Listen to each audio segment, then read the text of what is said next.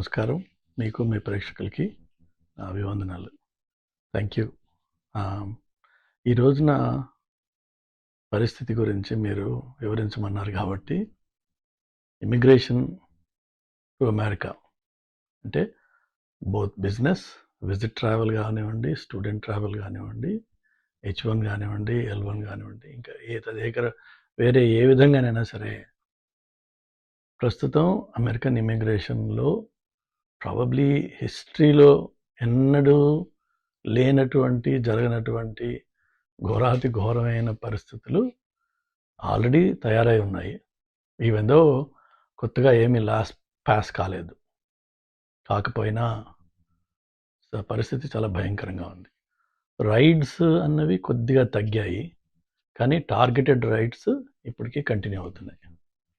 So అందరూ చాలా సేఫ్‌గా, కేర్‌ఫుల్‌గా ఉండాల్సిన టైం ఇది. ఏమాత్రం ఏ చిన్న తప్పులు చేసినా కంట్రీలోంచి తీసేసే అవకాశాలున్నాయి. డైరెక్ట్ తీసేయడమే.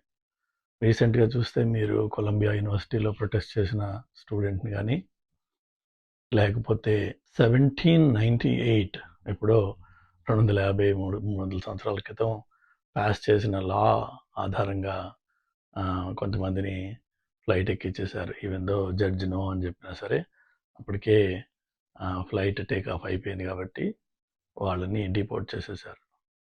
ఆఫ్‌కోర్స్ వాళ్ళని గ్యాంగ్స్ అంటారు. బట్ డ్యూ ప్రాసెస్ లేకుండా అమెరికాలో ఏది జరగకూడదు. బట్ అది జరిగిపోయింది. అదేవిధంగా ఈ ఇండియా నుంచి కానీ, వేరే దేశాల నుంచి కానీ వస్తున్న వాళ్ళని ఇమిగ్రేషన్‌లో ఆపి, ఒక రౌండ్ కాదు, డబుల్ 2 లెవెల్స్ ఆఫ్ చెక్స్, థరోగా వాళ్ళని క్వశ్చన్ చేయడము, ఇలాంటివి జరుగుతున్నాయి. అందులో మొట్టమొదటిసారి ట్రావెల్ చేసే వాళ్ళు ఎవరైతే ఉంటారో వాళ్ళు మరింత భయపడుతున్నారు రావడానికి. ఎందుకంటే వాళ్ళకి తెలియదు, అగమ్య గోచరంగా ఉంది. అయిపోయిందా ఇమిగ్రేషన్ లేదా? బ్యాగ్స్ తీసుకున్నాక మళ్ళీ బ్యాగ్స్ తీసుకోవడం అన్నది ఒక ప్రహసనం అయితే, బ్యాగ్స్ తీసుకున్న తర్వాత మళ్ళీ second round of follow up అవుతుంది. ఇది ఒకవేళ మనం చూసినట్లయితే ట్రంప్ ఫస్ట్ టైం ప్రెసిడెంట్ అయినప్పుడు కూడా ఒక ఆయన ఏమనేవాడంటే థరో వెట్టింగ్ చేయాలందరినీ అనేవాడు. అట్లనే ఇంకా ఇప్పటికీ ఈ ముస్లిం కంట్రీస్ బ్యాన్ ఇంట్రడ్యూస్ చేయలేదు. బట్ డ్రాఫ్ట్ ప్రస్తుతం ఎలా ఉందంటే 43 కంట్రీస్ని వాళ్ళు ఐడెంటిఫై చేశారు. అందులో 10 కంట్రీస్కి complete absolute zero permission to travel to US. ఇంకొక గ్రూప్ ఆఫ్ కంట్రీస్కి ఓన్లీ బిజినెస్ పర్పస్కి మాత్రమే, అంటే ఎవరి దగ్గరైనా డబ్బులు బాగా ఉంటే ఇన్వెస్ట్ చేయడానికి రండి ఇక్కడికి, మిగిలిన వాళ్ళు ఎవరు రావద్దు. అదే అర్థం. ఇక మూడో సెట్ ఆఫ్ కంట్రీస్ ఏవైతే ఉన్నాయో వాటికి 60 days విండో ఇచ్చారు.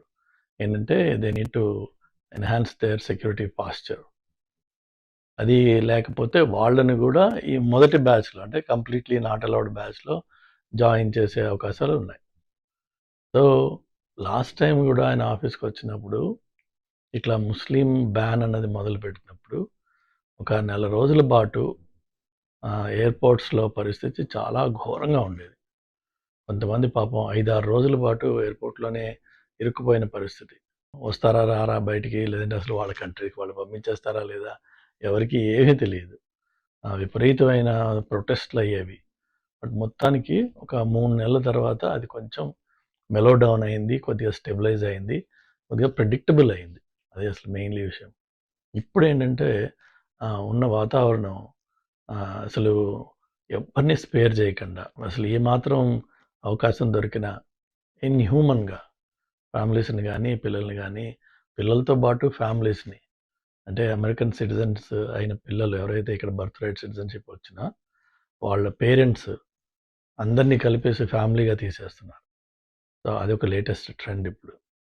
అలానే మనం పర్టికులర్లీ ఇండియన్స్ కొంత ఎక్స్ట్రా కేర్ఫుల్గా ఉండాలి. మనము కంట్రీకి ఎంటర్ అయినప్పుడు or any number of times కంట్రీని విజిట్ చేసినప్పుడు మీ రెస్పాన్సెస్ కన్సిస్టెంట్గా ఉండాలి. ఏదైతే ఫామ్స్ మనం ఫిలప్ చేస్తామో, విజిటర్గా వచ్చి దాని తర్వాత H1గా వచ్చి దాని తర్వాత మళ్ళీ ఇంకోటిగా వస్తే అన్నీ బాగానే ఉన్నాయి. ఓ 20 ఏళ్ల తర్వాత మీకు గ్రీన్ కార్డ్ వచ్చే అవకాశం ఉంది, లేకపోతే గ్రీన్ కార్డ్ వచ్చేసాక సిటిజన్షిప్ వచ్చే అవకాశం ఉంది. అప్పుడు గూడా వాళ్ళు ఈ 20 ఇయర్స్ బ్యాక్ హిస్టరీ తీసి ఏమైనా ఇన్‌కన్సిస్టెన్సీస్ ఉంటే వాళ్ళని డిపోర్ట్ చేసేస్తున్నారు. వాళ్ళని డీనాచురలైజ్ చేస్తున్నారు. రీసెంట్‌గా ఒక lady 20 years back US visit చేసినప్పుడు ఆమె విజిటర్ వీసాలో, విజిటర్ అప్లికేషన్‌లో ఆమె మ్యారీడ్ అని డిక్లేర్ చేసింది. Which was not true. సబ్సీక్వెంట్‌గా అమెరికాకి వచ్చి ఇక్కడ సెటిల్ అయ్యి, ఇక్కడ గ్రీన్ కార్డ్ వచ్చి, ఇక్కడ పెళ్లి చేసుకొని గ్రీన్ కార్డ్ సంపాదించి తర్వాత సిటిజన్‌షిప్ వచ్చింది. బట్ ఎక్కడా గూడా ఆ ఫస్ట్ విజిటర్‌గా వచ్చినప్పుడు మ్యారేజ్ అయిందని చెప్పి డిక్లేర్ చేసింది. సబ్సీక్వెంట్‌గా అది డివోర్స్ అయినట్టుగా ఎక్కడ డాక్యుమెంటేషన్ లేదు. Which means the original declaration is wrong అనమాట. అది ఫ్రాడ్యులెంట్ అయిపోయి ఆమెని 20 ఇయర్స్ తర్వాత ఈవెన్ దో ఆమెకి న్యాచురలైజేషన్ వచ్చినా డీనాచురలైజేషన్ చేసి ఆమెను కంట్రీ నుంచి తీసేశారు. సో ప్రస్తుతం అదొక ట్రెండ్ నడుస్తుంది, డీనాచురలైజేషన్. అంటే ఇది యాక్చువల్‌గా ఒబామా టైంలోనే ఒక ప్రాజెక్ట్ మొదలైంది.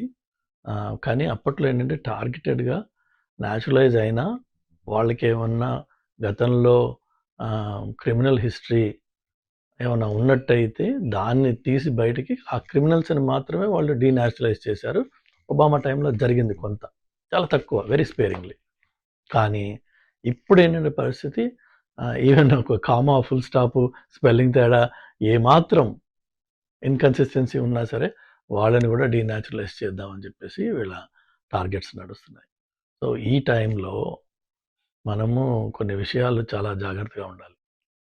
మొట్టమొదట అవసరం లేకపోతే ట్రావెల్ ప్లాన్స్ మార్చుకోవాలి. మీరు సిటిజన్ కాకపోతే సిటిజన్స్‌కి ఇబ్బంది ఉండకపోవచ్చని నాకు అనుమానం, నమ్మకం. But let's hope that's not true. But non citizens ఎవరైతే ఉన్నారో, లేక పేరెంట్స్‌ని ఇండియా నుంచి పిలుస్తున్న వాళ్ళు ఎవరైతే ఉన్నారో, లేకపోతే ఇక్కడ H1 మీద కానీ, F1 మీద కానీ ఉండి ఇండియాకి ఏదైనా పని మీద వెళ్ళొద్దాము అనుకుంటూ ఉంటే వీలైనంత మటుకు అది అవసరం కానిదైతే పోస్ట్‌పోన్ చేసుకోండి. ఇప్పుడు మనం మార్చి నెలాఖరికి కల్లా ఈ బ్యాన్ వచ్చే అవకాశం ఉంది. దాని తర్వాత ఒక 3 నెలలు ఇబ్బందికరంగా ఉంటుంది. అరౌండ్ జూన్, జూలై వరకు. అప్పుడు కొంత మనము ఈ వాటర్స్ కొంచెం స్టెబిలైజ్ అవుతాయని చెప్పి అనుకోవచ్చు. అప్పుడు ఏమన్నా మనం ట్రావెల్ మళ్ళీ ప్లాన్ చేయొచ్చు. ఒకటది. సో అనవసరమైన ట్రావెల్ పేరెంట్స్ ఇండియా నుంచి రావడం కానీ, మీరు ఇండియాకి వెళ్ళడం కానీ వీలైతే దాన్ని మానేయండి. దాన్ని పోస్ట్‌పోన్ చేయండి. ఒకటది. ఇక తప్పదు, పేరెంట్స్ రావాలి, ఇక్కడ ఏదైనా విజిట్ ఉంది, కాలేజ్ గ్రాడ్యుయేషన్స్ కానీ, ఆల్రెడీ వీసాలు వచ్చిన వాళ్ళు కానీ వస్తున్నట్టయితే దయచేసి అన్ని డాక్యుమెంటేషన్ అడిగిన దానికంటే ఎక్కువ డాక్యుమెంటేషన్ మీరు క్యారీ చేయండి. అండ్ భయపడొద్దు. భయపడితే అదొక అనుమానానికి దారితీస్తుంది. భయపడొద్దు. కానీ అన్ని డాక్యుమెంటేషన్ క్యారీ చేయండి ఒకటి. రెండోది, మీ స్పాన్సర్ గురించి మీరు కంప్లీట్ డీటెయిల్స్ ఒక డాక్యుమెంట్లో రాసుకుని, టైప్ చేసుకొని క్లీన్‌గా దాన్ని తీసుకుని రండి మీతో పాటు. ఎవరు స్పాన్సరు? ఎక్కడ ఉంటారు? ఎన్ని రోజుల నుంచి అమెరికాలో ఉంటున్నారు? వాళ్ళ స్టేటస్ ఏంటి? వాళ్ళ ఉద్యోగం ఏంటి? కాంటాక్ట్ నెంబర్స్ ఏంటి? అడ్రస్‌లు ఏంటి? అన్నీ తీసుకోండి. సో అప్పుడు మీకు ఆటోమేటిక్‌గా ఆఫీసర్ అడగంగానే you can show that document. ఆ డాక్యుమెంట్ మీరు చూపించినట్టయితే ఒక్కోసారి మనకి భాష రాక వాడు అడిగింది మనకు అర్థం కాకపోతే ఈ మొత్తం ఒక సమ్మరీగా ఒక డాక్యుమెంట్ మీద ఉంటే వాడికి అన్ని క్వశ్చన్స్ అందులోనే ఆన్సర్స్ ఉంటాయి. చూసుకోరా నాయన, ఇది నా డీటెయిల్స్ అని చెప్పేసి ఇచ్చేయచ్చు మీరు. అలానే ఇన్కమ్ రిలేటెడ్ కానీ, లేదంటే రిటర్న్ టికెట్ కానీ ఏవైతే ఉన్నాయో అవన్నీ తప్పనిసరిగా క్లియర్‌గా మళ్ళీ ఏమీ లొసుగులు లేకుండా మీరు తీసుకుని రండి. మీ బ్యాంక్ అకౌంట్స్‌కి ఆన్‌లైన్‌లో యాక్సెస్ పెట్టుకోండి. అలానే వీలైతే వాటి యాప్స్ ఏవైతే ఉంటాయో మీ ఫోన్‌లో పెట్టుకోండి. అట్లనే మీ వాట్సాప్ చాట్‌ల్లో కానీ, ఫేస్‌బుక్ చాట్‌ల్లో కానీ, ఈమెయిల్స్‌లో కానీ ఎక్కడా కూడా రాజకీయపరమైన కమెంటరీ ఏదైనా చేసి ఉన్నట్టయితే ఆ విషయాలు క్లీన్ చేసేసుకోండి. లేకపోతే ఇబ్బంది పెట్టేస్తారు వాళ్ళు. వాళ్ళకి కావాల్సిందల్లా మెయిన్‌గా అదే. ఎవరెవరైతే ప్రస్తుతం గవర్నమెంట్‌కి యాంటైగా మాట్లాడతారో వాళ్ళకి ఎంట్రీ ఇవ్వరు. రిమోట్‌గా మాట్లాడినట్టు కనిపించినా వాళ్ళకి ఎంట్రీ ఇవ్వరు. వాళ్ళు చాలా ఇబ్బంది పెడతారు. కాబట్టి అలాంటివి ఏమన్నా ఒపీనియన్స్ కానీ, కామెంట్స్ కానీ ఆన్‌లైన్‌లో చేసి ఉన్నట్టయితే అవి వైపౌట్ చేసుకోండి. వాట్సాప్ అలాంటివి ఏమైనా చాట్స్ ఉంటే తీసేసుకోండి. ఓకే, అది ఇంపార్టెంట్. సో ట్రావెల్ కంపల్సరీ అనుకున్న వాళ్ళు మొత్తం ఫుల్‌గా ప్రిపేర్ అయ్యారండి. అవసరం లేకపోతే దాన్ని పోస్ట్‌పోన్ చేసుకోండి. మూడో మాట వచ్చేసి పిల్లలు పేరెంట్స్ విజిట్ అయినా లేక స్టూడెంట్స్ వచ్చేటప్పుడైనా ఎవరైనా సరే దయచేసి మీ ఫామ్స్లో అబద్ధాలు ఏమీ రాయకండి. ఈ రోజున మీరు పట్టుబడిపోయినంత మాత్రాన అది మిమ్మల్ని హాంట్ చేయదు అన్న గ్యారంటీ లేదు. మీ అబద్ధం 6 నెలల్లో, సంవత్సరం, 2 సంవత్సరాల్లోనో బయటపడుతుంది.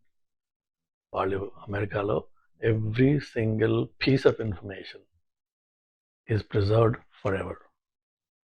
సో వాడికి కావాల్సిన రోజున అది 50 ఏళ్ళ తర్వాత అయినా సరే వాడు బయట తీయచ్చు దాన్ని. And there is no time limits for this immigration related frauds that people do. So దయచేసి మీ ఫామ్స్ని యాక్యురేట్గా ఫిల్ చేయండి, హానెస్ట్గా, ట్రూత్ఫుల్గా ఫిల్ చేయండి. అయితే ఇది ఎంత చండాలం ఉన్నా సరే గత 25 ఏళ్ళుగా నేను అమెరికాలో ఉంటున్నాను. నేను చూసింది ఏంటంటే ఇది by and large American society respects and recognizes honesty. So ఎవరు ఎక్కడ ఎలాంటి పరిస్థితుల్లో ఆపి అడిగినా స్ట్రెయిట్ ఫార్వర్డ్గా అడిగిన ప్రశ్నకి మాత్రమే ప్రిసైజ్గా ఆన్సర్ ఇవ్వండి, ఆనెస్ట్గా ఆన్సర్ ఇవ్వండి. భయపడాల్సిన అవసరం లేదు. మహా అయితే ఏమవుతుంది, ఇండియాకి పంపిస్తారు అంతే కదా, జైల్లో పెట్టట్లేదు ఎవరిని. కానీ మీరు డొంక తిరుగుడు పనులు చేసి వాడిని ఏదో మనం చేద్దాం అనుకుంటే, బ్లఫ్ చేద్దాం అనుకుంటే దెన్ ట్రబుల్లో పడే అవకాశం ఉంది. అండ్ వాళ్ళు చాలా తొందరగా పోలీస్ కుక్కల్లాగా వాడు వాసన చూసి కనిపెట్టేస్తారు వాళ్ళు. కాబట్టి honesty is the best policy when you come to America or when you live in America. So దయచేసి ఎలాంటి వంకర పనులు, వంకర మాటలు, అతి తెలివి చూపించే ప్రయత్నాలు చేయకండి. Be honest, be straightforward and be very very careful for the next 6 months to 1 year. అమెరికాలో ఉన్నప్పుడు ఉండేవాళ్ళు దయచేసి చాలా చాలా కేర్ఫుల్గా ఉండండి. లేకపోతే ఏ చిన్న అవకాశం వచ్చినా, ఏ చిన్న తప్పు చేసినా, ఏ DWIయో, ఏ చిన్న యాక్సిడెంటో ఏది జరిగినా సరే they can just pick you up and kick you out of the country. దయచేసి చేయకండి అవి. హ్యాపీగా ఉండండి, ప్రశాంతంగా ఉండండి, కొంచెం కంటైన్డ్గా ఉండండి. ఈ తాగడాలు కొంచెం don't make it, don't over do that. Have fun, no questions. Have a designated driver. Let him take you home or wherever you want to go safely. అంతేగాని ఈ తాగి డ్రైవ్ చేయడము, లేదంటే నేను ఎవరో తెలుసా, అవన్నీ ఇండియాలో అయిపోయినాయి. చాలు, వదిలేయండి. Just change. Try to be a smart, responsible individual. Okay, అలా ఉన్నట్టయితే మనకి ఇబ్బంది అయ్యే అవకాశం లేదు. ఎప్పుడు మనం వచ్చి ముట్టుకోడు. ఇండియన్స్ని వచ్చి టార్గెట్ చేస్తున్నారు, ఎవరు చేయట్లేదు ఇండియన్స్ టార్గెట్.